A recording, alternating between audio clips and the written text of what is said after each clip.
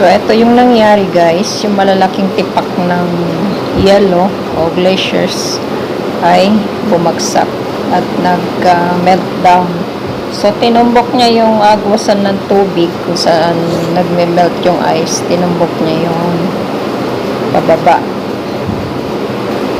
So, ayan. Pababa na siya. Kinaladkad niya yung mga, syempre, yung mga putik kasama na yan. Yung putik sa bundok. Yan. Sa kabahayan.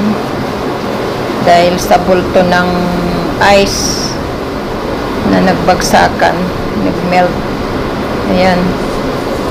Daming pinsala, guys. Mga kabahayan, tao, syempre yung mga nakaladkad niya.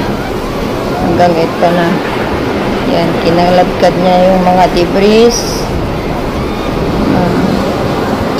Mga kabahayan na malalaki. Daming pinsala guys, daming namatay. Ayan na yun. So nakikita nyo sa video guys. Maraming debris. Iba't ibang anggulo o lugar ang in-upload ko para makita nyo guys paano nangyayari. Hindi nila alam kung saan sila pupunta ng mga tao. Ayan. Ang lawak ng pinsala. Halo-halo. Hindi ka ligtas kahit nasa taas ka ng bundok o nasa baba ka. At ikaw yung nadaanan ng tubig. Ayan siya. Kitang-kita nyo sa video guys. Napaka-disaster talaga. Wala siyang pinili. Nasa taas ka man o nasa baba. Kung ikaw yung nadaanan ng tubig, hala.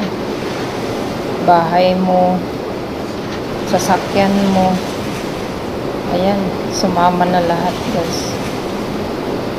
Terrible ang nangyari. Diba? Kita naman. Mga tao hindi mapakali. Kung saan-saan tumatakbo.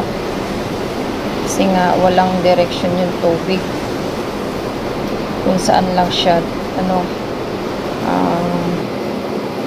dumaan. Bultuhan.